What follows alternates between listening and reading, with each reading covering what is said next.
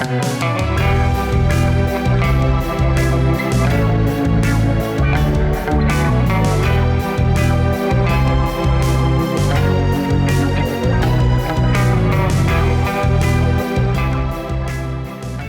to Y0Y, the podcast where we look at events that have had some elements of mystery, confusion, or misrepresentation.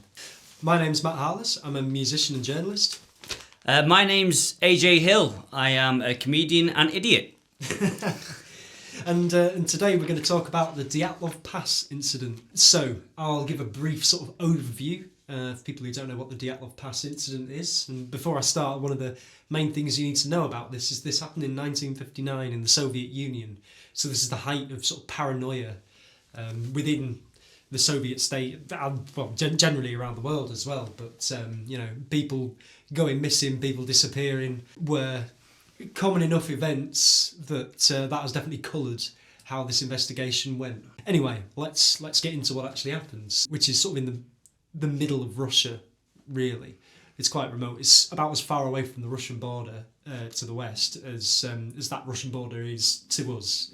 The 10 hikers, they left to start a hike in the Ural Mountains, which you might think would be a bit daft in January, but Russians like it cold, and so that's what they were doing. They were fairly experienced. They'd done this kind of thing before. They knew what they were doing. They were prepared for it. On the 28th of January, one member of the group, a man named Y0Y, turned back due to a recurring knee injury, as he felt he wouldn't be able to complete the hike.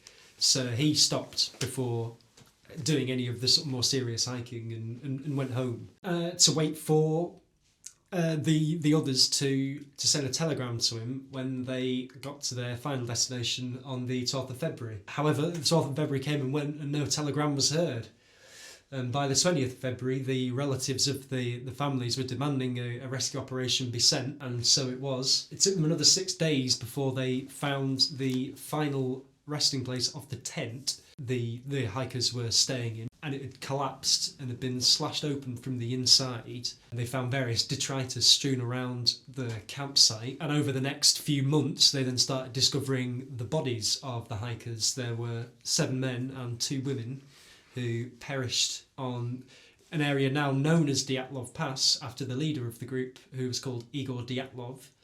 It was known as Death Mountain before that incident by the local people. So it's quite a cheery, not at all ominous name for them to give it. But anyway, it took them until the 4th of May to find the final hikers, to find their corpses, and they had serious physical injuries. Unlike the others, the other 5 who had died of hypothermia, without, to the best of my understanding, without having too much in the way of serious physical injuries, these last 4 were pretty battered and in various states of decomposition.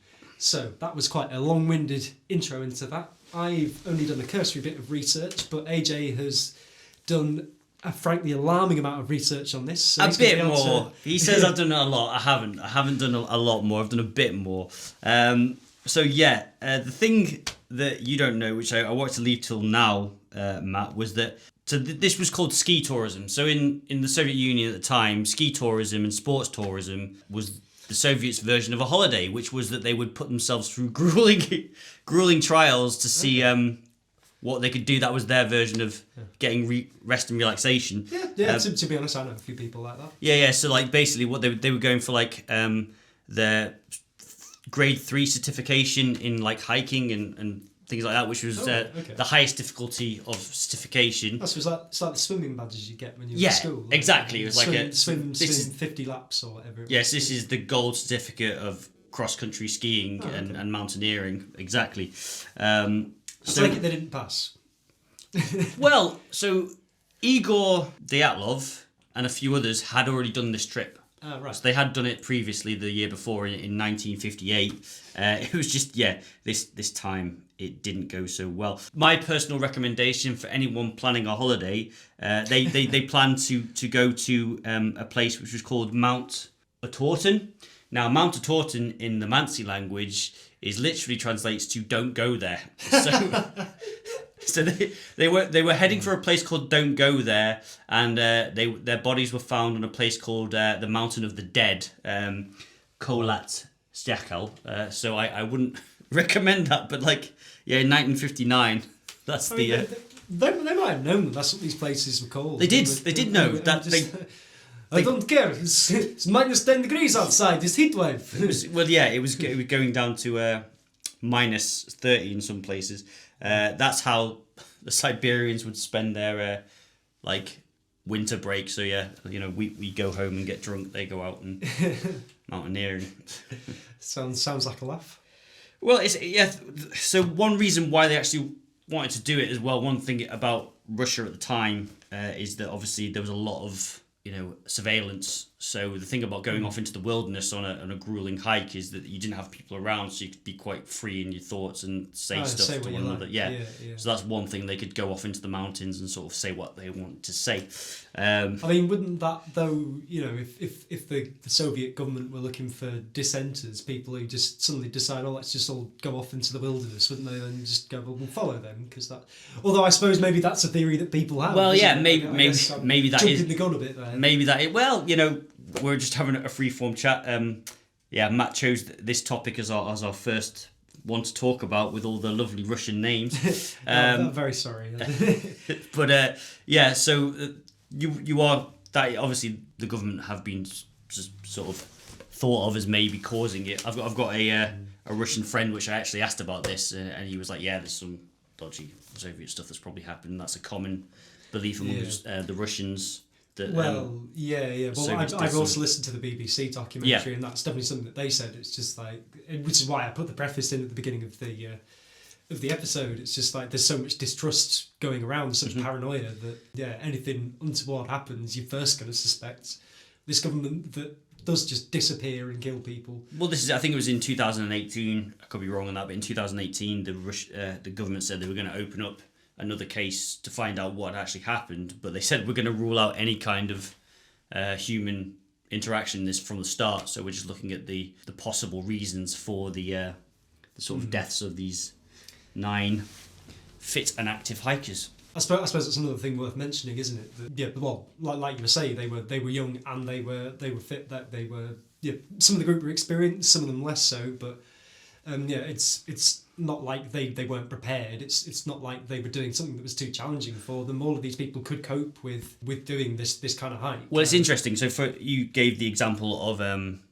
sort of a swimming certificate. So all these people were going for their grade 3, which was the highest sort of certification in sort of mountaineering and hiking and things like that. So that meant they all already had their silver swimming certificate at this point. So they're already sort of had experience doing these kind of trips and adventures. It's just this one was particularly grueling and sadly did not go the way they wanted it to go. No, quite. Well, so let's... I know you had something to say on Yuri Yudin, but let's go back to him a bit later on, because obviously he's the one who turned back. He's the first to leave. Mm-hmm.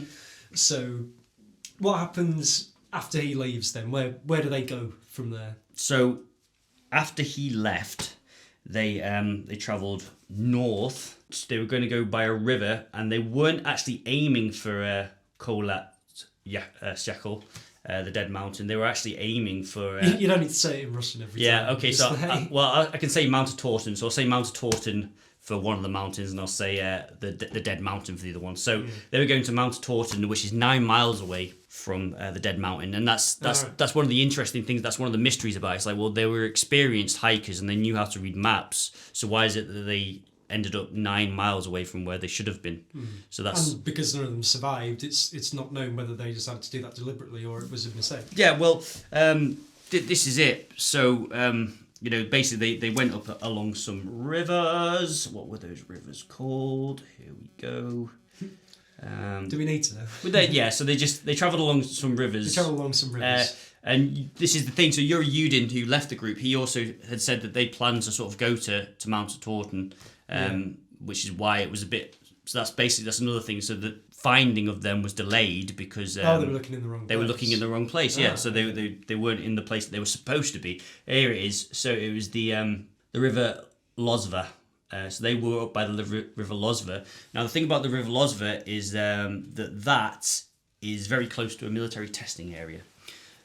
Yes. So the point about this whole area of the Soviet Union is that part of Siberia is all gulags, military sort of production and testing sites, and sort of industry. So nuclear places. It sounds like a wonderful place to have a holiday. Yeah, exactly. So yeah, go and see the sites. Yeah. So yeah, I mean, like, so they went there, and then so their last diary entry was on the 31st of January, and then on the 1st and 2nd of February, the night of the 1st of February, something happened, and sadly, these 9 adventurers lost their lives. Okay, yeah. So I think we should probably jump ahead now to when the tent is found, because I think we can maybe construct a narrative about what maybe happened to them at that time. Once we've gone through all the facts that we do know before beginning to speculate. So on the 26th of February, the tent was found. Yes. The tent was collapsed and it had been slashed open from the inside. Inside, yes. Is there anything else about the state of the tent and the area around the tent? Yes, so at crotch height, there had been little slits cut into the tent before the main sort of... Basically, half the tent was ripped open from the inside, but before that, there was also these little slits at crotch height. And so the speculation behind that is it looks like the hikers were actually, like, making eye holes to peek out at something going on outside. So they think it's a bit of an odd situation that would happen. So yeah, basically the tent had slits on the inside and then this massive hole in it. And the other thing that was very interesting about the tent was that all the possessions of the hikers were left in the tent itself. So the hikers, when they left the tent, they walked off into the cold in basically their undergarments in sort of minus 30-degree weather. They sort of didn't have boots on. Some of them just had indoor slippers, some of them just had sort of indoor slippers on. And they just walked off. Yeah, they weren't expecting to have to leave suddenly. Yes, it seemed that they left the tent suddenly, without preparation, and they also then walked a mile in the snow in these conditions to off the slope of the dead mountain into a forest which was close by. Yeah. So it looks like they were heading for some sort of shelter, some sort of cover. Like, yes, they were exposed to something on the mountainside and felt that their best option was to head to the tree line. Yes, head to the tree line, and once they got to the tree line, it seems like some of their number tried to build a fire to keep warm. So 2 of their number, Y0Y Logo, sorry to anybody who's Russian out there that I can't pronounce these names, and Georgy Kivonchenko, they basically were next to a fire and they sadly lost their lives next to the fire. So yeah, half of the group were basically found the day that they went looking around the 26th of February, and then the other half weren't found until May. Yeah. And so yeah, let's before we get onto the ones that were found in May, because that's kind of just a sort of different chapter, right? Like. So there's the 2 that were found by the fire. Now the other 3, I think one of them was Dyatlov actually, wasn't it? So yeah, Dyatlov. The other 3 they were trying to get back. It looks like they were trying to get back to the tent. Yeah. So Dyatlov and 2 of the other hikers were found around impacted snow. So they basically, their bodies had a lot of snow impacted around them, which could have been due to some sort of weather conditions at the time. But yeah, they were sort of like embedded in the snow, and they died of hypothermia. So all these people had died of hypothermia, and they had superficial wounds on their bodies. So they had scratches and things like that. Yeah, somebody had a sort of a bruise in the shape of a baton. Yes, so one of the hikers had a bruise in the shape of a baton. They had bruises. So I think George Kironchenko, he was lying on his back with some grey foam around his mouth, which some people speculated that this looked like he might have had somebody pushing on his chest or something pushing on his chest to cause that kind of reaction in his body. So obviously there's speculation that there could be animal interference or a yeti or even the military. So there are various theories. There are 75 different theories as to what happened to this group. Well, yeah, we'll get into that later, because I mean, at the moment, there's a bit of a question about what happened to these hikers, but it doesn't look quite so out of the ordinary. something's befallen them. They can't stay in the tent. They've died of hypothermia. It doesn't look that beyond the bounds of reason. However, the final four, they were found, like I said, they were found months later. They were found in May. In May, yeah. Because this time is when the snow started to melt a bit. And so these hikers were basically unfindable during the winter. So they were found in meltwater, yeah. Meltwater, yeah, that's the phrase. So what happened with them was that, yes, they were found separate from the group, and they had serious injuries. They had very severe injuries to their body. So they included Ludmila Dobrina, so Ludmila, and she had internal bleeding from severe chest wounds. She was missing her eyes and tongue as well. Yes, so Ludmila was missing her eyes and tongue, but she had severe trauma. Oh, was that Ludmila? Or that might have been... Well, there was one of them had like the broken ribs and stuff. Yes. Like the chest had just been caved in. Basically. Yes, and the other one had a tongue missing and her eyeballs were missing as well. Yeah. So tongue and eyeballs. Now that might have just been to animal predation because these corpses hadn't been found for months and months on end. Yeah. However, it could be due to decomposition as well. I think if they were in meltwater, like these. Yeah, so I think it was Xena. Xena was found face down, and they reckon that her lips weren't there, so they reckon that actually what might have happened is her lips might have just decomposed. But yes, these bodies were severely injured. Now, one theory is that there was some evidence that they were trying to build a bivouac, so they were trying to build shelter. Yeah. And while building the shelter, unfortunately, the shelter roof collapsed on them. Yeah. Because they had... Or indeed, they caused a minor avalanche by doing so, which crushed them. Yeah. Yeah, or they one of them might have fallen into a ravine because they were obviously sort of stumbling around in the dark. We're talking about the middle of the night, so like... but yeah, I think... well, are we though? Do we know that it was in the middle of the night? Well, you are correct, actually. Yeah, we don't have much on the knowledge of information, but the idea is that we know that it happened sometime between the 1st and 2nd of February. I think the reason why they think it happened in the night is because obviously they were in. Well, it would appear that they were in their tent and not properly dressed. Yeah. So that's the idea.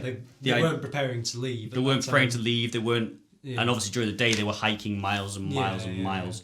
But there's some curious questions, dear listener.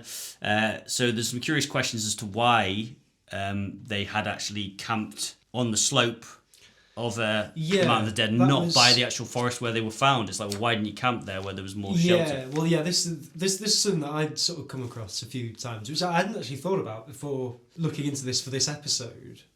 Because I think when I first heard about this, I just assumed that the tent was in the tree line, and so that was part of the confusion for me. But it was literally... It was a mile away. Yeah. This tent was entirely exposed. There was no cover. It was just on the side of a mountain. Now a mile doesn't sound very far away, but you have to understand that during their hike, on some occasions it was taking them up to an hour to travel a mile, because of the terrain that they were on at the time. And the weather as well. And the weather. So that's with full equipment on. So without full equipment, and especially without shoes on, trying to go through like snow, that doesn't sound too pleasant because there was a blizzard. So this is another thing. So basically they were meant to be going to Mount Torton, as I said. Yeah. Which translates to don't go there. Meant to be going to don't go there. And so they went to the Mountain of the Dead. But they went to the Mountain of the Dead instead. And the thing is that they had reports that there had been like adverse weather conditions on the Mountain of the Dead, but they're like, well, it's okay because they went to the other place instead. So they were 9 miles away from where the adverse weather conditions had happened, so they were probably okay. There's loads of little things about that. There was loads of like unhappy coincidences that delayed the actual search for them. Yeah, well, you find this with a lot of things, don't you? I mean, like especially with like air crash investigations and things like that. It's rarely just one thing that's gone wrong. It's like a lot of little things have all gone wrong, and the chances of all of those things going wrong is very remote. But it just so happens that all of those little things, all those little pieces had to move just into the right position for this particular tragedy to happen. And I guess that similarly with this, I guess you could say that about any. Well, so basically their parents started to get worried. So there's usually, with these sort of things, there had been reports of adverse weather conditions. So they were like, well, they were supposed to send a telegram on the 12th of February. So Yeah. this becomes important. They're supposed to telegram on the 12th of February to the sports club Yeah. at their university to let everybody know that they're fine. It's not a problem. Yeah. Obviously, they don't. They don't. No. Now, the sort of sound bells don't ring at that point because they're like, well, there's been adverse weather conditions and this sometimes takes a few days longer to sort of have these things happen. However, their parents started to put pressure on the sports club at the university saying, look, like, what's going on? Where are our kids? They really should have shown up by now. However, the guy who ran the sports club, to get rid of the parents, he just said, oh, I've had a telegram from them, don't worry. Oh, wow. So he said that. What a wanker. Yeah, so he said that. But the reason that he thought it'd be okay is because he's like, well, Igor Dyatlov is an expert and everything should be fine. Yeah. And also, at around the same time, another hiking group that had gone around out in that region, they had sent a telegram back. So there was some confusion. They're like, oh no, we've had a telegram from the hiking group out in that area. Yeah, But there not, were two. It was not Dyatlov's group, no. Right. And Dyatlov had also lent that group his radio. So he had a And radio. they didn't know that. They didn't know that. So they thought... So or they did know that and you go, oh, that's why he hasn't contacted us, because he gave... yeah, Dyatlov's an interesting character. Like, Dyatlov built his own stove. So he was quite at the age of 23, he was quite the mountain man who sort of... Was that how old he was when they... 20, yeah, he was 23. He was 23, yeah. So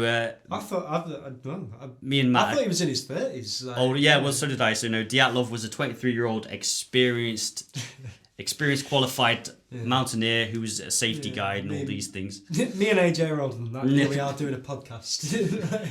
Well, you all got your own skills. Yeah. Dyatlov was a mountain man who could build stoves, and you and I can talk into a microphone. Yeah. We can talk about mountain men who build Which stoves. he might not have been able to do because he lent his radio to somebody else. So there is that. Now the other thing is, yeah, that's true. Yeah. The other thing is that I just want to give a shout out to Nikolai Popov, because Nikolai Popov, the morose fellow, was his nickname. Nikolai Popov, the morose fellow, was meant to go with the Dyatlov group mountaineering, but he missed the train. So on the 23rd of January, he was meant to be with them, but he missed the train and didn't manage to go. Yeah. So well, that's the kind of like university student experience I had. So I feel as though I can relate to him in a way. Well, yeah. So basically, what I'm saying to you is that if your boss ever questions why you're late and says that timekeeping is essential and a lack of timekeeping is a problem, just use the Popov defense. Yeah. Hangovers and tardiness can have a benefit. So there we go. Yeah. So before we get into the theories, there are a few other things of note. You mentioned the stove, and it was sort of like, to my understanding, it was his tent. He sort of made that himself as well. And the stove, there was kind of a pipe that came out of the tent. I've seen the picture, and so it was very much. Ad hoc isn't the word. It's not ad hoc. It's homemade. And the thing is that if you read the literature, it's hilarious because this stove, depending on what you read, is either the best constructed piece of equipment you've ever seen or an absolute piece of shit. Like there's because one of the things is. In one of the pieces of literature, it's even contradictory because it's like, this was an amazing stove. However, when he started to construct it, he didn't put it all together and left some parts off the stove because it was taking too long to build. You're like, that doesn't sound particularly safe. It sounds like that report was written by Donald Trump. Yeah, exactly. I've got the best stoves. Got the best stoves. They're beautiful. Everyone loves my stoves. Ask anyone. Anyway, might cut my awful Donald Trump impression out of that, but we shall see. Yeah, so we can probably infer that the stove wasn't very good because another thing that was found was a camera. A camera was found. There were photographs taken, and one thing I do know is that in a few of the photographs you can see that the hikers have been burned. Their clothes are burned. So it would suggest that the stove is not being kept particularly well. And then that's where they're getting their burns from. I suppose we don't know because we can't ask them if that's how they got burned. The stove was actually a point of contention in the group because Georgy Krivonichenkov, I apologise to all my Russian listeners, the ones that are out there. Georgy, he when they were sort of preparing to leave, they spent a night at a hotel, and it was a really run-down, dodgy hotel, and there wasn't enough beds for the 10 group at the time, And so Georgie had volunteered to sleep on the floor very graciously. Now, when they're actually out on the hike, they sort of try to make Georgie stay near the stove, near the tent entrance, and he kicked off and flew into a massive temper, which they were all quite shocked at, and they had a massive argument about this. But given what you said about that stove, it doesn't sound like it would be a pleasant thing to sleep next to. Because if you roll over with a hot stove, you're going to burn yourself. Just roll into a fire. You're going to roll into exactly. So he kicked off, and they were quite shocked by his outburst at the time. But then again, to my mind, if you've slept on a cold hard floor in like the last place where you're going to get a bed for sort of the next 2 weeks, you probably wouldn't be 2 weeks. Saying you have the worst place to sleep in. He said, quote unquote, they betrayed me. You've betrayed me. So quite strong. Quite strong word in any language. Yes. Yeah. Another thing of note was some of the items of clothing worn by, I think it was 2 of the hikers were radioactive. So yes, 2 of the hikers had radioactive material on their clothes. Now, one of those hikers actually worked in with radioactive substances. So there had been the year before there had been a nuclear incident, and he had helped clean up the nuclear incident. Oh, right, okay. Now, there's some theories to say, well, it might have just been from that. However, at the same time, I do like to highlight that people do wash their clothes. So it's hard to wash radioactive material off your clothes, though. Well, you'd be surprised. Presumably, it would make your clothes would still be radioactive if they've been contaminated by radiation. It's not like you just wash off the uranium and then that's it. It's fine. So you and I are living in Manchester. Yeah. Now, there was a scientist called Rutherford at the turn of the 20th century, and now Rutherford. There's a chemical element named after him, isn't there? There is Rutherfordium. Now he did experiments with. Thank you, Mr. Forrest. Or was it Dr. Forrest? I can't remember. He was my chemistry teacher at GCSE. Anyway, it's got that one in the old noggin. It was all worth it. So worth it. Ernest Rutherford. Yes. Now he did science experiments with radiation at the turn of the century in Manchester. Now the reason that I'm mentioning this gentleman now is because radiation does linger for quite some time. So when I went to the University of Manchester in 2008 to 2011, they had quite a few psychologists dropping dead and getting very nasty cancers because the Rutherford building was at that point the psychology building, and Rutherford hadn't used any protection that you would use for doing radioactive experiences. And nobody bothered to check. Well, they just didn't think about it. So like the whole of the Rutherford building had to be closed down, and they had to do a deep clean on the building to get just on a slight side note for all of those people who are out there saying, well, why can't all these scientists just solve coronavirus and stuff? It's like, if you're careless, this is the kind of shit that happens. That's why scientists are so careful. And need to make absolutely sure before they do anything. It's because you just don't think about it. You can leave a building radioactive and kill all your students and teachers. Yeah, kill people like a decade later, cause people to have some very nasty accidents. So yeah, it was in 2000. And then, so yeah, in fact, it was nearly a century. So it was 1911 that he sort of found out things, and in 2011, that's basically when people were sort of. Wow. That's 2010. So yeah, radiation sticks around for a long time. It does stick around for a long time. I mean, something else I think you were going to say about that is that the radiation on the items of clothing of these 2 men, it could have come from their work. It might not have done, but something else to note is that, like you said, there's military facilities. This is the 50s. In Russia, open-air nuclear tests are a thing. They don't know how bad that is. There's a lot of radiation just knocking about. Anyway, it could be that their clothes became contaminated without them realising from an event like that. Or it could be the KGB doing experiments. This is one of the theories. The KGB were involved with some atomic weaponry that they were testing out in the Ural Mountains. So that's It's a good place to do it, I suppose. well, you'd think so, but sadly, if you also have people on holiday. Well, yeah. You're- Well, I mean, if you're going to do nuclear tests anyway, you probably think, shall we do it either on the mountain Don't Go There or Mountain of the Dead? Like, it seems like they're the kind of places where people wouldn't just end up. So, like, I wouldn't be. Yeah, I don't think the government doing nuclear tests is that far beyond the bounds of reason, apart from the fact that there's no evidence that that's how anyone died. It's literally 14 years after the Hiroshima and Nagasaki atomic bombs were set off, so it's not that long after the first atomic bombs had been set off. So yeah, we're in the height of the Cold War at this point. Yeah, I've got a grading of some of the theories that I've looked at, so I think it'd be nice if we start off with just the absolutely bonkers ones. Okay.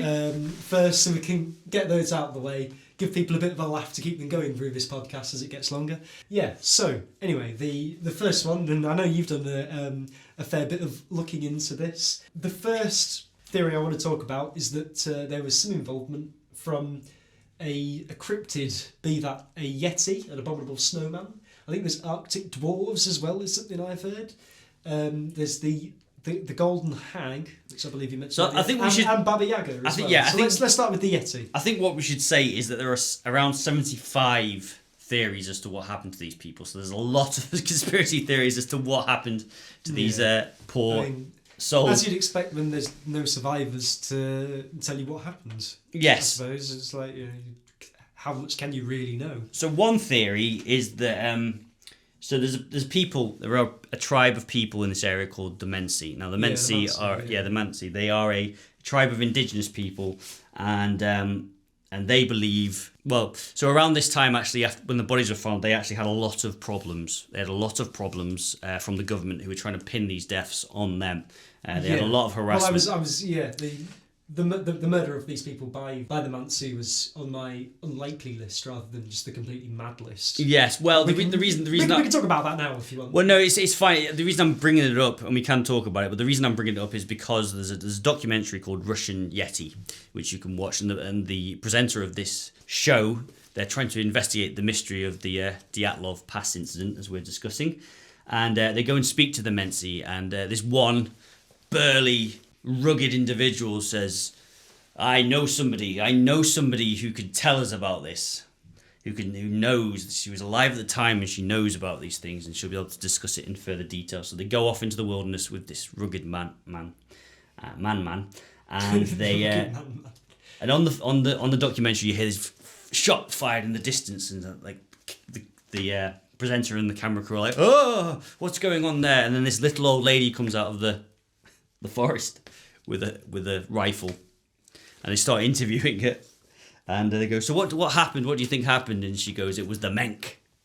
And they're like, what's a menk? Now menk is the Mansi word for yeti, basically. Oh. They believe that there was this giant gorilla thing called it, it's meant to be like 8 foot tall, so it's meant to be 8 foot tall, and there's meant to, some theories suggest that there's about 1,000 to 5,000 yetis out in the wild in this part of the Ural Mountains. It's surmised there's essentially two types, and there's one that's a bit shorter, which maybe it's sort of Neanderthal that's escaped extinction but hasn't made itself known for some reason. The other one's an earlier strain of what would become humans, which is Gigantopithecus. Gigantopithecus. That was a nice word to say. I just wanted to say that word. Gigantopithecus. So I'm so she's describing the latter. Yes.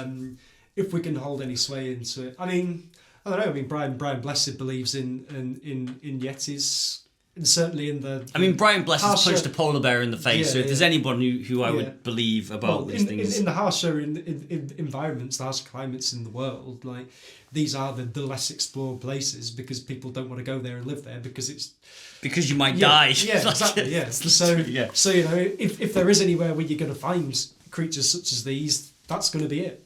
Yes. So my favourite theory about the Yeti is there's a claim that basically the Yeti, the Menk, was stalking the group because the group had entered Mansi ground, and when they entered Mansi ground there were signs in the Mansi language like written on trees, and so the theory is that these signs are like, stay out, this is a dangerous place, don't come here, it's a terrible place to be, why are you trying to get a suntan here?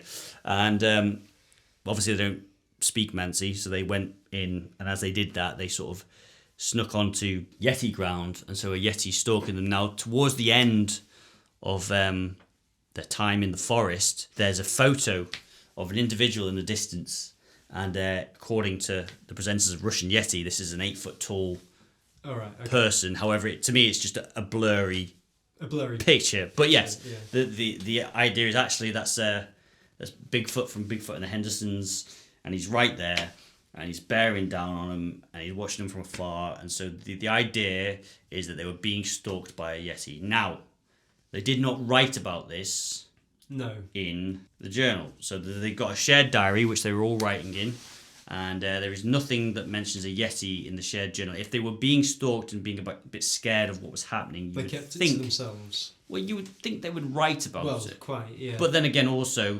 if they thought they were going to get away, they might not want to get back and go, yeah, we saw a Yeti, because obviously, again, Soviet era, if you start spouting off things that you might or may or not have seen, the government will disappear you. The government will disappear you. Yeah. Whereas the Yeti. So, definitely... I think another bit of evidence to suggest that a Yeti was not involved. Well, there's no sign of any other parties having been there. Obviously, when they've found the tent and the bodies, it's been a while. So it's been 2 weeks actually since they were supposed to send a telegram. So it would have been over 3 weeks since they actually died. Yeah.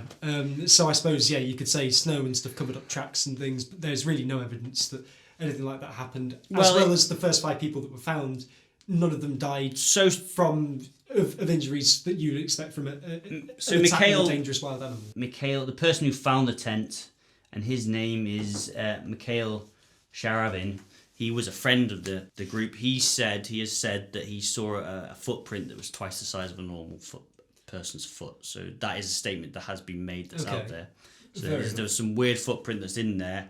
Now the idea that is on the night of the 1st and 2nd of February, what happened, Matthew, is that they believe that the reason they didn't camp down by the forest, as we'd said before, is because they were worried about this Yeti. So they went and camped on the exposed part of the mountain. So they'd be able to see it if it approaches. Now, one of the theories is that what happened was the Russian military started testing weapons. Sorry, I'm laughing because this is my favourite theory. Yeah. The Russian military started testing weapons, so there was explosions happening. So they cut eye holes to look at the forest to see what they could see. They then ripped their way out of the tent, escaped the explosions on the testing range, and then ran into a Yeti that had been spooked by the explosions and attacked the. So, I mean, if Mr. Bean was in charge of this expedition, that's perhaps the kind of thing I expect to happen. But so the idea is that they ran into this Yeti. The Yeti was going nuts, and the reason that the eyeballs and tongue had been removed of the lady Zena is because the Yeti ate them. The Yeti ate them because the Yeti likes to eat soft tissue. So that's the idea, and it didn't touch anybody else because I don't know. Maybe it was a bit too scared and it ran off. Yeah. So that's one. It was full. So that's one of the theories. Because that's what we know about these 8-foot monsters, is that after a tongue and a couple of eyes, that's it. Well, I recommend anybody listening to this go and watch Russian Yeti, because at the end of the show, the presenters try and recreate this scenario. So, oh right, is it as hammy as I've expected it to be? Well, they're just setting off fireworks and running around screaming. That's basically what's happening. It's literally all that happens. Amazing. So, I'm not saying that Yetis don't exist. I'm just saying that documentary is the silliest thing that I've seen in a very long time. Fair enough. You mentioned about the footprint in the snow before. Mm-hmm. I don't want to be like a miserable pedant, but I do know that the whole thing about larger footprints in the snow has been largely been disproved, because it could just be a normal human footprint. And something to do with the cooling or the freezing of snow does cause shapes to expand and distort. So it's the likelihood that is one perfectly preserved footprint. It's unlikely. It could just be. It's far more likely to be a human footprint that has been expanded because of that. Because we know that does happen. Well, don't go and tell those people at the Yeti Institute that, because they'd be very upset. I'm not going to. But yeah, I mean, again, I'm nor am I saying Yetis don't exist. I'm just saying that is not evidence that they do. Well, I like Yetis. They're all good. Yeah. Whether they exist or not, I don't know. But yeah, the idea is that somehow these kids ran onto a Russian testing site and then ran into a Yeti, which is the unluckiest thing you could ever do. Not only have you walked into a firing range, but you've then just ran into a cryptid that may or may not exist.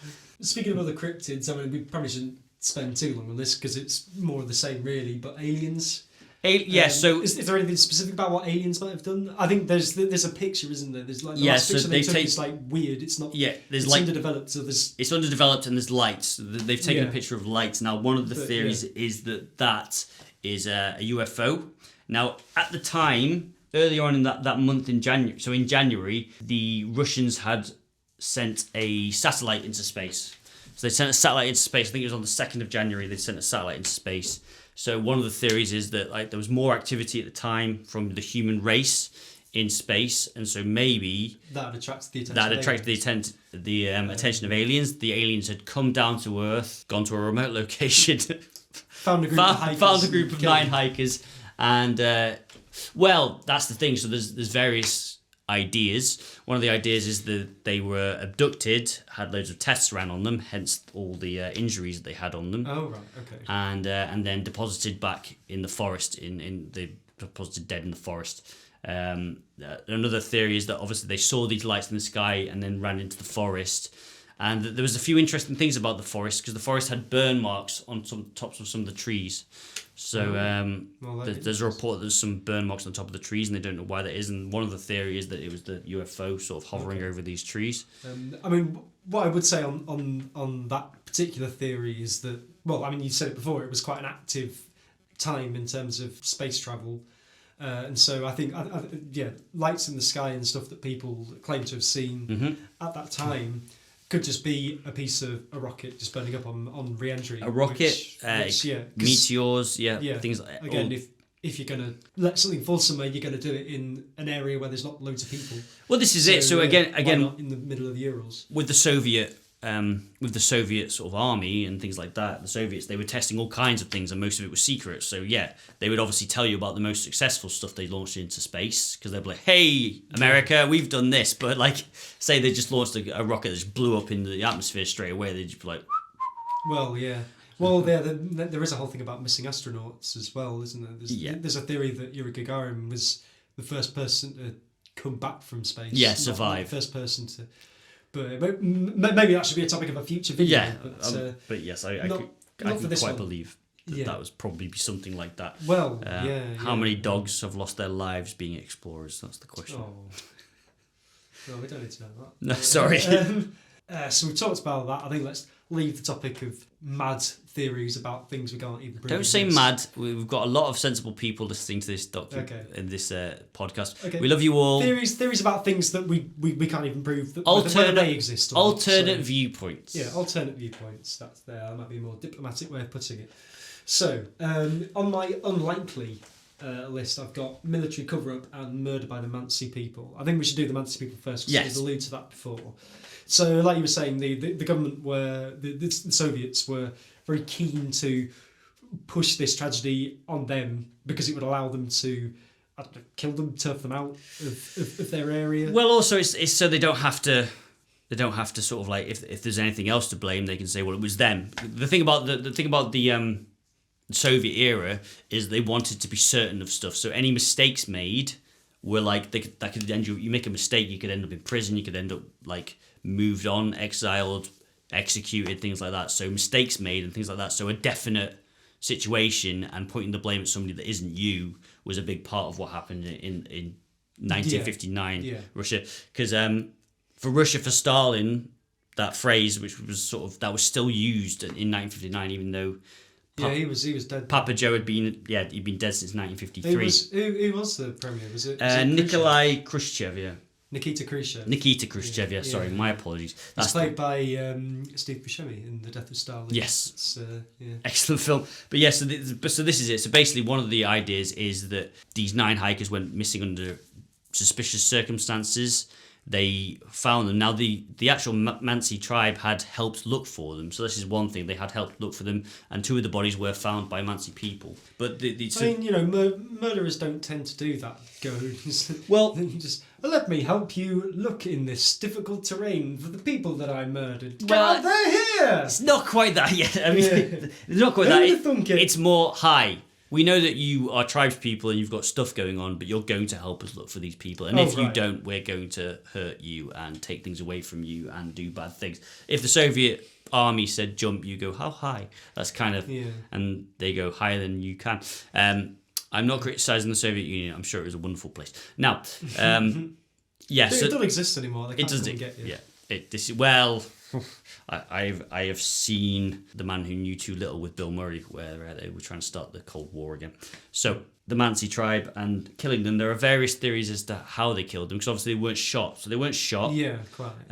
So one of the theories is that they had wandered onto Mansi land where they were hunting. The Mansis were not happy about that, so they scared them in the middle of the night and chased them into the forest. So then it wouldn't really be murder then, or was that intentional? Well, it's intentional that they sort of chased them off. They were like, we don't want you here, so they chased them off. Yeah, but they didn't intend for them to die, necessarily. If you chase people off in -30 with no clothes on... In the night in a mountain, yeah I suppose, so you say that we've done with the mad theories. There is actually a mad theory about the Mansis, which is that Mansi tribe people had gone off into the wilderness and taken a load of magic mushrooms and then freaked out and attacked. Oh yeah, the famous drug that makes you attack people. Yeah, exactly. This is clearly a theory that's been developed by people who've never had the substance where you go, I can't feel my legs. But I love that whenever there's like drugs are erroneously blamed for something, people who use that as an excuse because they want to say, oh, look, drugs are bad. They always choose like the ones that would definitely not make you do that. Yeah, exactly. Like, you know, it's always weed. It's like, oh, they drove them into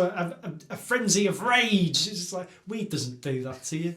Like people on weed trying to do anything. Like he's had the old devil's lettuce, and and that made him. He injected the devil's lettuce into his arm, and that made him. And with mushrooms, psychotic with anger and acid as well. I mean, I suppose if you take a lot of acid and really go like lose it, then you could get quite confused and upset, and maybe it could end up being violent. Although I've never known anyone to do that. But yeah, certainly with mushrooms, like if you have too many mushrooms, you just kind of get. You can't really move or do anything. You're just like. So the Mansi people were reindeer herders, and obviously the idea of Santa.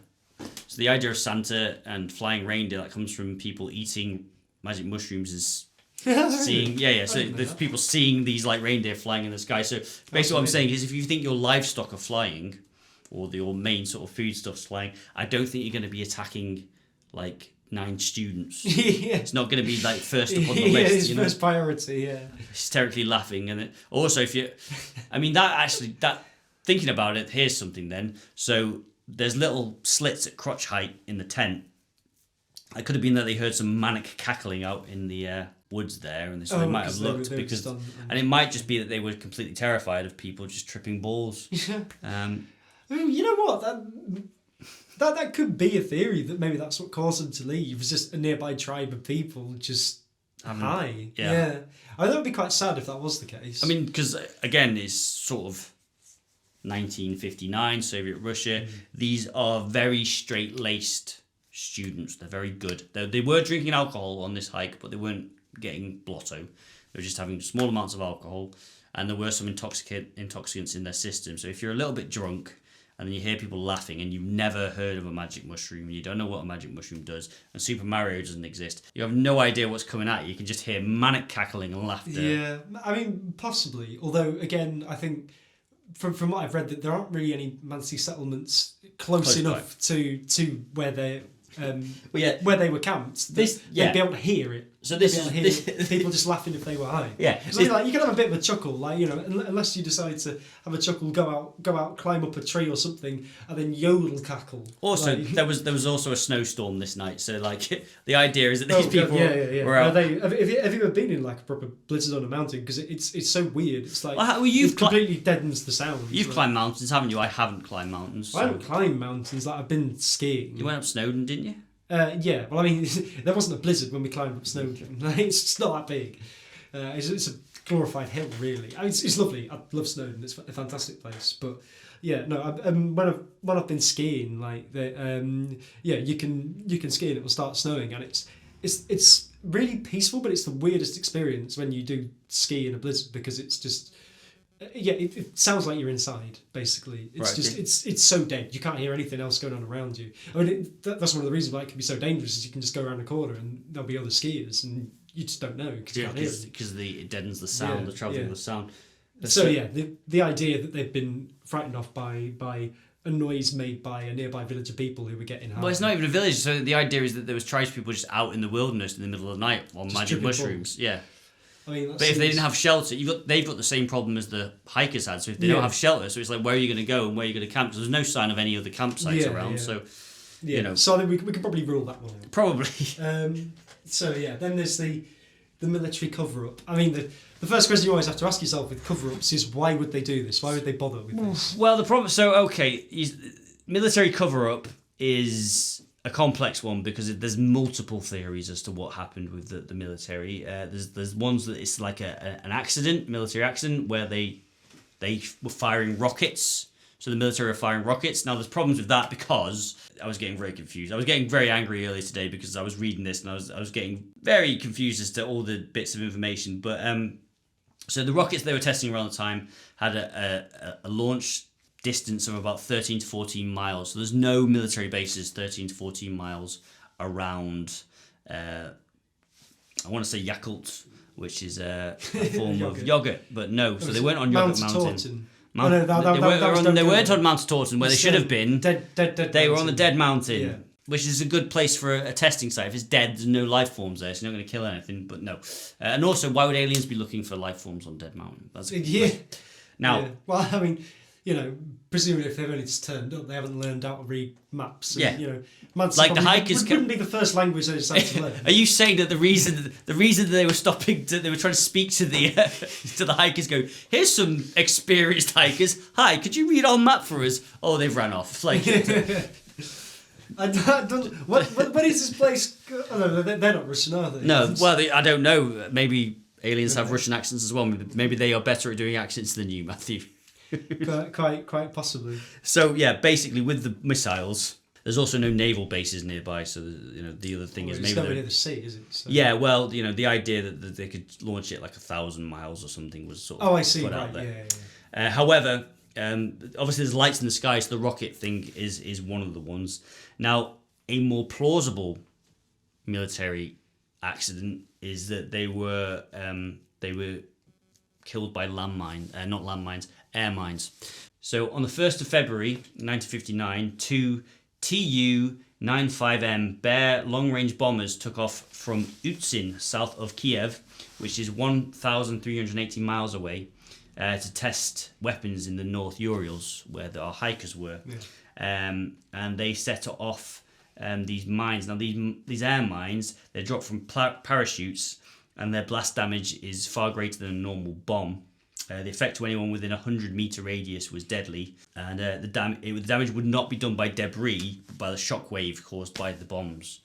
Oh, okay. So basically... And that would potentially explain why the tops of the trees were burned. Yes. As well. So if you remember the 2005 London bombing... Yeah. Yeah, so in the 2005 London bombing, lots of casualties had a lot of internal injuries, a lot of significant internal injuries in their bodies, but their external, like, skin and bodies, there wasn't that much damage done. So it's the shockwave. So it's the shockwave from the blast which actually kills them. So and that was with those last 4 hikers that they didn't have many surface injuries, but their insides were. So like if you've got something that looks like a baton bruise down one side of your body, for example. If there was a big shockwave and you flew against something, that could cause... The problem with that, though, is that if that was happening, that presumably wasn't what got them out of the tent, though, because why would they get out of the tent on the mountainside and then run towards where all the bombs are going off? Well, no, you've got to understand there are planes flying over. So one of the issues there are planes flying over, maybe not so close by, but there are planes flying over, so they hear a sound, so they try and look outside, but they're flying... air mines that are on parachutes. Now, the thing about adverse weather conditions and strong winds are a strong wind can blow an air mine quite considerably far from where you're trying to drop it. So the idea is that these air mines started going off. The hikers panicked and ran for the tree line, and then obviously there's still mines being floated over, so there's more mines went off. Because when they're in there, obviously some of the hikers died of hypothermia from sort of sitting around a campfire. where they'd sort of burnt their sort of hands and face to try and keep warm. Yeah. One of the hikers that was sat by the fire, his knuckle was missing because he'd bitten it off to try and stay awake. Oh, wow. So they were like, "Where's his knuckle?" And it was actually in his mouth because Oh, they God, bitten that's down that hard to sort of try and stay awake.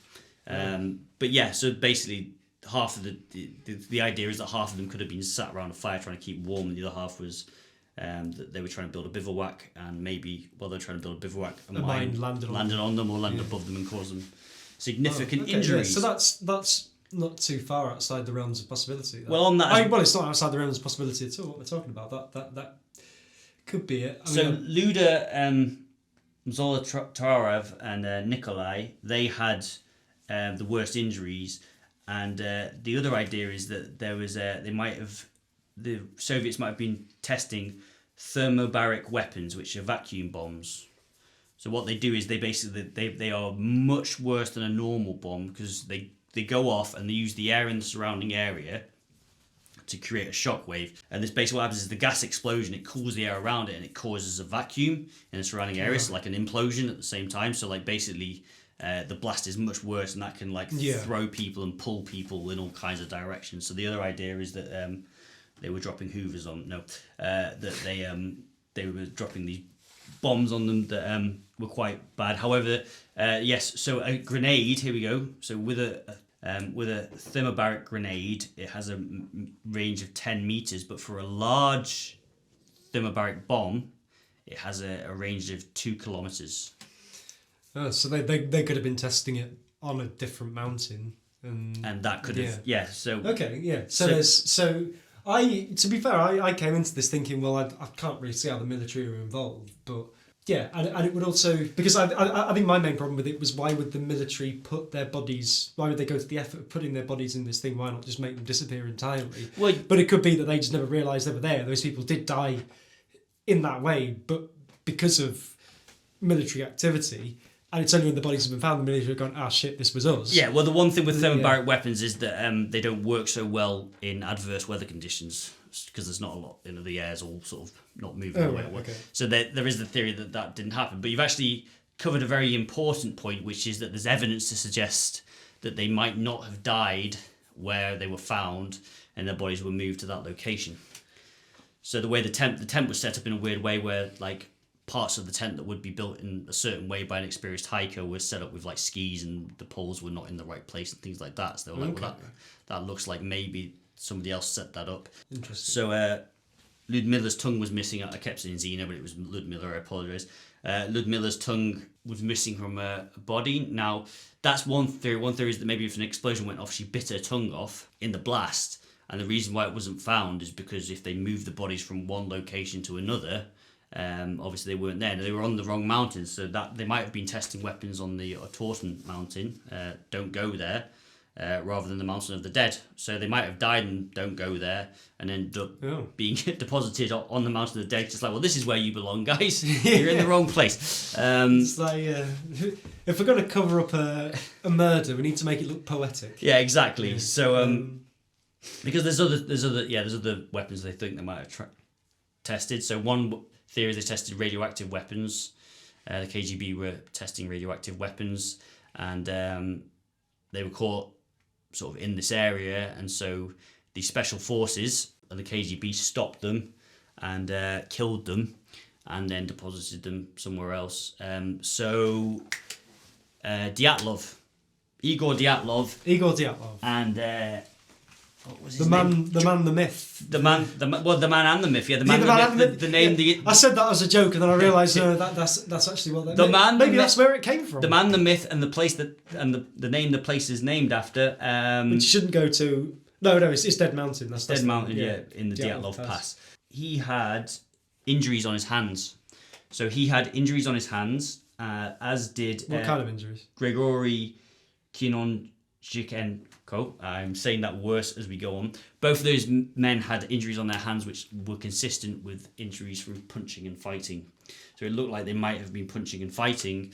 And one theory is that they saw something they shouldn't, and the special forces and the KGB went and executed Did them. And so, but didn't just shoot them. They just went. Well, no, I'll tell you what. Let's have a brawl instead. well, it gets worse. So obviously, 4 of the hikers had very severe injuries. The theory as to why they have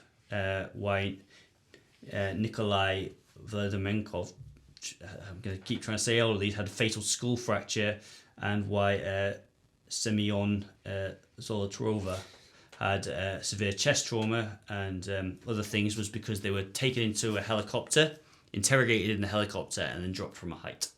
Just pushed out of the helicopter, and that's why they suffered all those injuries. It doesn't explain the missing tongue, but as I said, animal predation is something that was I happening. mean, that's quite incredible if they all managed to land in the same place, more or less. Well, I guess what they would do is just boot them out Yeah. at the same time. So. What, and then go and recover their bodies later and then move them. No. They just the idea is they just booted them out in that location, and then their bodies just weren't found at the time. So that is one theory that the special forces. I think my problem with that as a theory is that there are so many like kind of hoops you have to jump through, that you have to twist the evidence in quite a few ways. I mean, that doesn't make it impossible. A lot of these, but it's just like, well, you know, they found these people with somewhere where they shouldn't have been. They were testing weapons and they found them, but they didn't just shoot them, make them disappear. They did something else to them, which meant that some of them lived for longer and died of hypothermia, but they might have been in a fist fight. Some people were kicked out of a helicopter or something. Like there's too many things where it's just like that's. As an explanation, there's so many assumptions. Well, it's Occam's razor, basically. One of those things is that requires so many assumptions that. So this kind of goes into another theory that they died of hypothermia and paradoxical undressing because they're all in a state of undress. Yeah. The idea, one thing that happens with hypothermia victims is that they strip off their clothes when they get really, really cold and they're about to die. Yeah. So because that was something I was going to say. They start to feel very hot. So a lot of hypothermia victims, initially, people think that they're actually like sexual assault victims because they're just walking around at night without any clothes on in a dazed and confused state. So the idea is that these people died of hypothermia in the cold. I don't know what would make them leave the tent, but the idea is they left the tent and they died of hypothermia and paradoxical undressing. However, one of the counter arguments to that is that the girls in the group, they were found with other people's clothes on. So the idea, you say, well, it's ridiculous that these people were caught and interrogated and kicked out. The idea might be that they all left and had tried to escape from the military. Some of them died of hypothermia, and the people that did then took their clothes and tried to build a bivouac, and while they were building a bivouac... I mean, that doesn't necessarily mean that the military were in any way involved, though. I mean... No. I think that's the thing, like, because there were 3 people who tried to get back to the tent. Yes. So it might well be that the 2 people who stayed at the fire, they were the first to die. Because I think they were dressed the worst as well, weren't they? Yeah, they were dressed... partly they were dressed the worst, though, because other people took their clothes. Well, that's exactly what I'm saying, is that they were the first to die, and the others went, we're not going to survive here. Took their clothes, then tried to go back to the tent to get more supplies, but didn't make it. Because a mile is, as you say, is a long way to go in the dark on a mountain during a blizzard. In minus 30 degree temperature without the proper equipment on, yes. Yeah, quite, yeah. I think let's, as we're starting to get into more of a debunking thing, let's have a look at... Oh, no, wait, actually, before we do that, you did have a theory about... that I hadn't heard before, that Yuri Yudin, who we talked about a long time ago now, he was the one who didn't go. No, he was the one who did go but turned back. He had an injury and he turned back. Yeah, he had rheumatism. So the man had rheumatism, and basically they got an open air truck from one location to the final sort of from Viez, and basically on that location they were really cold because it's freezing, and his rheumatism flared up and he got dodgy knees, his pain in his knee. Yeah. And he got a cold and he was like, I've got to go back, guys. So he went to the last sort of like camping outpost before going off into the wilderness. But the reason he did that is because he promised some people that he was going to get some geology, some rock samples. Now, everyone thinks he was a geologist. He was not a geologist. He liked rocks because geology rocks. Hey. But actually, he was an economist because money is more important than rocks. Well, to him. And to Superman. That's why Superman avoids rocks and works at the Daily Planet. Oh, okay. Fair enough. So that's a kryptonite joke, folks. Was he? Yeah. No, I got it. Was he? So there's a theory that he is somehow involved, that he has led them straight. I mean, I suppose the thing is, if he's the person that's told them, oh, they went up, don't go there, rather than the mountain of the dead, and so they're looking in the wrong place for for a long time. So there's lots of theories about how the group worked. So Y0Y. There's theories that maybe Y0Y was a bit of a snitch in some respects, and that somebody had done something wrong and he dobbed them into the police, and so that's sort of like why bad things happened to them. He came back and he was the last person who saw them alive. Now I don't think that's really fair to you. I think he's an alright guy. The main person under suspicion in that group was Semyon Zolotaryov. Now he was the oldest member of the group. He was 38 years old. He was not a student. He was a man who had been in the army, and he joined them. So he'd fought in the Great Patriotic War, which is World War II to Y0Y. And he'd fought in the war, and there was some suspicion that he also had tattoos on his body. So they found tattoos on his body, which he covered up. Now, at the time, tattoos were solely given to criminals. So there was some suspicion that he was an enigma. People don't know who he is, and he may have been a criminal doing dodgy things.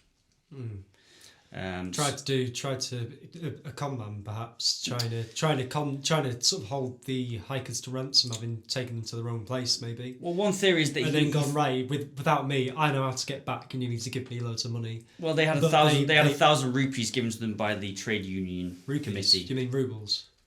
I play Zelda. So, well, I mean, rupee is a real currency. Yeah. It's the currency Rubles. of India. Yeah. So rubles. Yeah. So he was given. They said that that's not really a large sum of money. So a robbery theory isn't really a great thing. I mean, they did have some of the money on them, so maybe. But he did die of a fractured skull with them.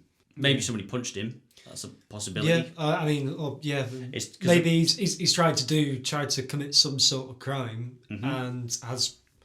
But yeah, it's gone wrong, and he's ended up dying too. But in the process of this, I suppose that would potentially you'd understand then why the tent was slashed open. Is that if there's a fight going on and there's this guy being really dangerous, then you just like he's standing in the way of the entrance. You're just like, right, I'll slash my way out the tent and run away. Well, so one of the theories is that obviously he had a crush on one of the girls. And obviously, Ludmilla was found with some very severe injuries. So there's the theory. He had a crush on her, and So, but so the idea that a fight broke out between the group is actually quite a popular idea, because obviously it's very odd that this group of experienced hikers would just all of a sudden stomp off into the wilderness. Now, I have a personal theory about this, Matthew. Yeah. Which I like to call the Chatsworth theory. Because you and I used to live in a house called Chatsworth Grove, and the stressor points in that house were very much the stressor points in the dynamic of this group. Oh, okay. Which were firstly, when they all set off, the men in the group all promised the two girls that they would not smoke, which for me is a disaster. If you're about to go into a very stressful situation, the last thing you want to do as a smoker is give up the one thing that keeps you level-headed. So they gave up smoking. The other thing is that Georgie, he played mandolin. Now, living in that house, I used to live with a gentleman named Carl, and Carl played mandolin all the time, and it was fucking irritating. So I assume that after 2 weeks of Georgie playing the mandolin late at night, somebody probably just got a knife and just went, sod this, ripped their way out and just went, I'm leaving. And obviously people sort of went, don't leave, and they all ran out into the night, and they all died. And as I said, Georgie and Dyatlov had marks on their hands which made them look like they'd been fighting, so I assume that what happened was... They were fighting each other? Yeah, Dyatlov was like, you're an absolute prick, and started punching this guy, and they sort of had a fight about a mandolin. That's my own theory. Okay, fair enough. So yeah, maybe it was possibly some sort of fight within the group, tensions running high, people were stressed. Well, there have been some... That has caused... essentially a fight to break out. People have ended up having to escape the tent because of the fight. And Xena kept talking about love. So Xena, aside from the mandolin being played all the goddamn time, Xena her favourite subject to bring up was love. Now, there's also been some romantic relationships between certain people in the group, so maybe there were some jealousies rising up there. But nothing's just proven, because actually, one of the girls was really sad that Y0Y left. Udin. So they were really sad that Y0Y... so they went bonkers and killed everyone. No, but they just really liked the guy. So they liked the guy, he left, but apparently they were quite close, and they were kind of quite flirty. And even though Dyatlov had a relationship with a girl, he was quite happy that they'd gone on to have other relationships. But the idea that they'd murdered the group it's really interesting. So one of the ideas is that the idea that they'd murdered the whole group because they fancied not Ludmilla, it was either Ludmilla or Zina. They sort of asked their friends afterwards, like their university friends, and they're like, "Oh yeah, I fancy her. She's well fit," And you're like, "What is going on in Siberia?" Where you're like, "Oh yeah, like that sounds plausible that you'd murder everybody just because you fancy some girl." You're like, "Jesus, guys." Yeah. I'd say get a hobby, but obviously your hobbies are pretty disastrous anyway. Yeah, don't get a hobby. Yeah, don't get a hobby. Just it's the don't go on holiday. What's the Mancy for that? Don't get a hobby. That's what you call them. Yeah, don't get a hobby. Okay, so let's move on to the two theories that we've got that are most likely. So we mentioned the stove earlier on. Stove, yeah. So I've heard a theory, which is the one that I find most plausible, which is that the stove, the exhaust pipe hadn't been connected properly, or maybe the fire hadn't been put out on the stove properly, and when they disconnected the exhaust pipe. So the smoke started filling up with tent. The tent started filling up with smoke started filling up with tent, and they were like, "Why are we burning our tent in the middle of the night?" No, I'm on board with this, Matt. It's too much tent in all this smoke. Cut it out. No, the tent started filling up with smoke, which might suggest why they would start putting things at crotch height in. Just like, let's get some holes to get this smoke out. That didn't work, which is why they then slashed it open. They all ran off. They were in a dire situation at that point because they were not properly dressed. Why they decided to run away instead of taking time to get their stuff first, I don't know. But yeah, they might have just gone outside and just gone, we're in a really bad situation. Well, you say terrible. Why would they? But if the tent had filled up with smoke and it was potentially on fire. Your instincts are just going to be, we've got to get out of this tent because we're going to die. Like, you can't breathe and you can't see. I mean, like, you just run off and then you go, oh shit, where's the tent? Yeah. Because the one thing they'd started to do, so the stove was meant to be well constructed, but obviously, there's various conflicting pieces of information about the stove. The stove built by Igor Dyatlov, was either a really well constructed stove or it wasn't. Okay. Polar opposites. And the thing about that is that he'd started cooking stuff with pieces not connected to it. Now, to my mind, if it's something that's not connected to it, those pieces that aren't connected aren't to do with the mechanism of cooking something or heating something. They're usually the last things to go on, which are usually the safety, safety mechanisms to sort of keep things safe. That would throw a lot of weight behind that theory. Yeah, well, you said that also that there were photos of people with burn marks on them and stuff like that. Yeah. Now, if people had been sleeping next to the tent, they'd be dead because it's very cold outside. No, if people were sleeping next to the stove and they rolled onto it, that would burn them. So things like that. However, there's also some theories that the stove was actually packed away when it had been found. When the tent had been found, it actually was already packed away and wasn't actually in use, which would therefore suggest that if there had been an issue with the tent, say if there'd been smoke in the tent and they'd ran out into the wilderness and then some rockets had gone off, or they'd run into the KGB and they'd taken them somewhere else, if the KGB were packing up the tent, they might have moved them on. I mean, it's just also possible that the stove was packed up, but they haven't put the fire out. They thought they put the fire out in the stove, but hadn't. And then the smoke started and they had to escape. Yeah, exactly. And the other thing is maybe they were choking. So maybe those little slits at crotch height, maybe the slits at crotch height weren't actually. Maybe the crotch height wasn't to sort of peek out at anything. It's just we need to get holes in the tent to sort of like let the smoke out. Yeah. Well, that's what I'm saying. Yeah. Oh. And I suppose you want to do that. I mean, obviously the smoke will rise, but you want to do that at a lower level because you wouldn't want things to then fall into the tent from outside. No, because you're in a blizzard. Yeah. So you try and do it as low as possible so that the tent is still usable. But I guess eventually they decide, we need to get out. Yeah, we can't breathe, and they just run. Yeah. Because those smoke, you've seen videos. I'm sure we've all been around pit fires. As soon as you're at a bonfire and the wind changes and it goes in your face, you've got to move straight away because you can't breathe. So it's practically impossible. Like your eyes start stinging, and that's in a well ventilated place as well. Yeah, inside a tent with it just filling with smoke. Yeah, I can imagine it'd be very scary, and you'd need to do something immediately. Yeah, would you stay by the tent though, or would you walk a mile at that point? Because that's my thought. Like, why would you then go walking a mile? This is what you said. If they've just fled out of the tent, they think it's on fire, and they're just like, we need to get away from the tent, and then they've stumbled away for a bit, not being able to see properly. Then they go, oh shit. I mean, yeah, but with me, even if I was in minus 30-degree heat, I'd go, well, we need to make sure this tent is completely on fire and not partially on fire. Are we going to lose it? Can we put it out? Because that's your only shelter. So I know you've got a mile away. There's shelter. Yeah, it's not a watertight theory. Well, I think it's definitely not a watertight theory if they've cut a hole in it. But no. Okay, so the other theory that we've got, which I think is the one that you favour, from the sounds of it, might be more likely. Actually, it's not something that I'd heard of before. Yes, you mentioned it earlier. So that's the theory of katabatic winds. Katabatic winds by, what was the gentleman's name? It was Donnie Icar. Donnie Icar. So yeah, Donnie Icar had come up with this theory of katabatic winds. Now, katabatic winds are a sudden weather change. So it's basically like you can have hurricane level force winds. What is it? Is from high pressure to low pressure? Yeah, and it has to be on a mountain as well. So there is a change. The gradient is. There's a steep gradient, so gravity is a thing as well. So the sort of the attraction to the land that the gases have, plus the gravity, will then push the wind downhill much faster than what would be normal wind speed. This is it, yeah. So the slope of the tent that was on was at 18 to 20 degrees as a gradient. So that was the slope.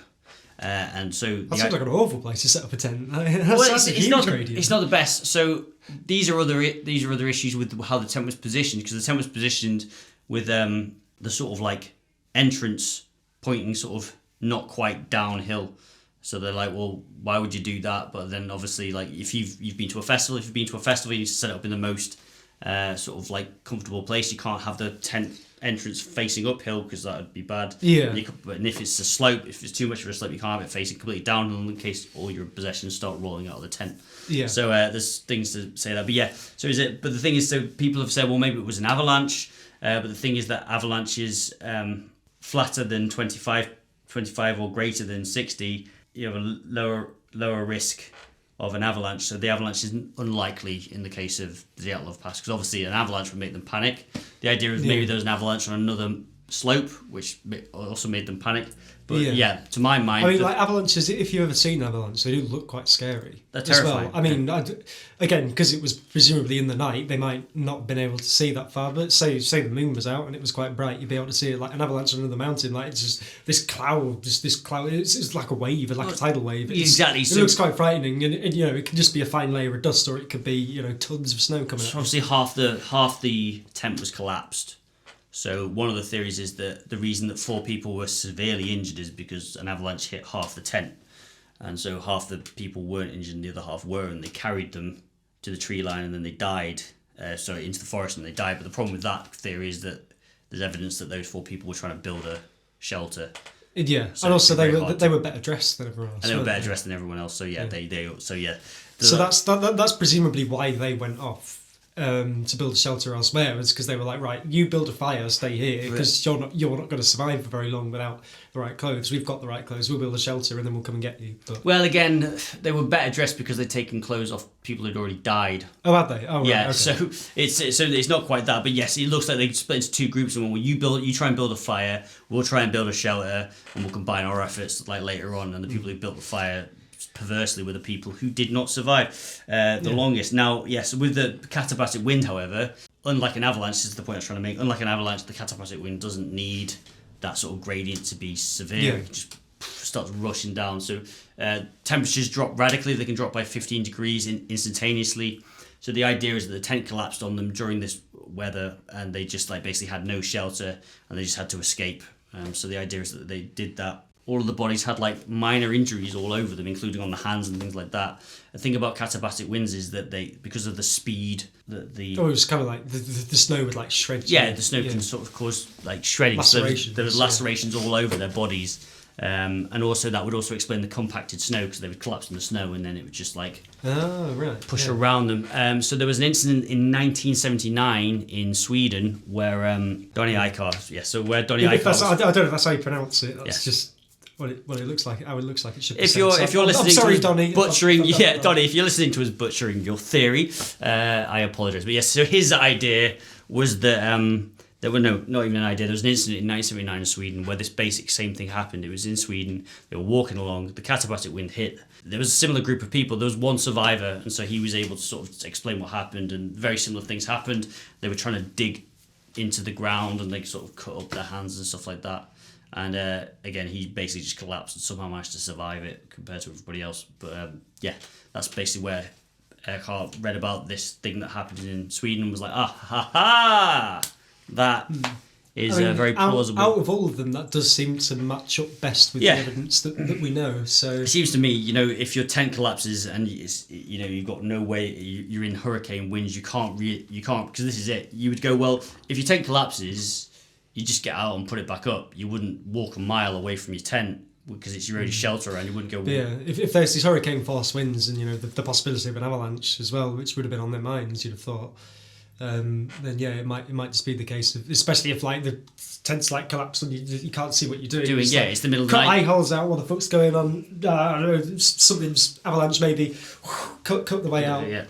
Get and then run off. But then it's just in a dire situation. It's a dire situation. And that's why they wouldn't hang about to put clothes on as well. It's just like this is. Well, you wouldn't be able to in that situation. You wouldn't even be able to get clothes on because you're in hurricane winds and you can't see anything. And it's as I said, you're being injured, so you're getting cuts and lacerations on your body, and it's like it's your painful. Instinct to be let's run to shelter. Let's run to shelter. The best place to go would be the tree line where you're going to have at least some cover from. Yeah, but again, it's a mystery as to why they didn't set their tent up at the tree line anyway. But it might have been there was a Yeti there before the katabatic. Yeah, of course. Yeah. So don't forget the Yeti. I think I've heard of. I've read something that Dyatlov just simply wanted to test putting up a tent on the mountainside, just as a thing, just like Well, I mean, he might have even. What if we need to stop somewhere where there aren't trees nearby? What do we do? Well, this is it, because it was a thing to get a certification, so it might well have been that was just a test that he had for them, which is we're going to set up on the hillside. You're going to survive on the hillside for the night. I mean, if you're into that kind of extreme, you get extreme tourism. You get these things. People do those things. So I mean, that might also explain the sort of the ramshackle way it was constructed as well. Of like putting the poles in maybe wasn't working in the way that it normally would, and so they're just putting up. Well, this is it. If they hadn't constructed, if they decided to or it's just going, that's good enough. Like, So this is a point about the fact that this is one thing that is. You aren't. It's hard for us to understand that they had been hiking all day. So all day they'd been skiing through thick snow, and the photos had shown them gradually getting tired and tired. They looked knackered. They had injuries and stuff like that, ankle injuries, wrist injuries, just from like the hike. So like they reckon their last dark as well. Yeah, their last. This is it. Their last entry on the 31st was about how knackered and tired they were. So obviously on the next day, the high spirits that they'd had where like they were playing the mandolin constantly had gone. This is why I think that they'd just gone, fuck off, Georgie.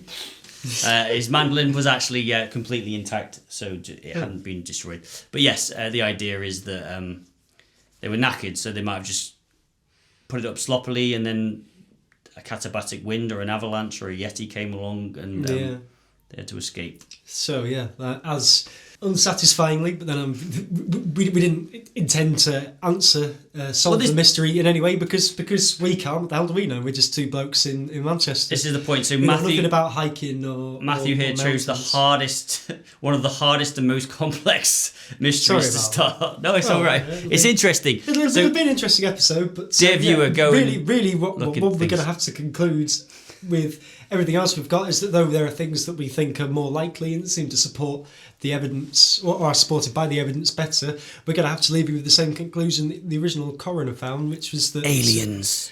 That it was an unknown compelling force. An unknown compelling force made them leave their tent, and that's what I have to say about that. Well, we'll be back in 2 weeks when we're going to talk about probably MH370, and I'll be doing most of the research on that one.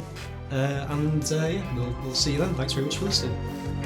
Bye bye.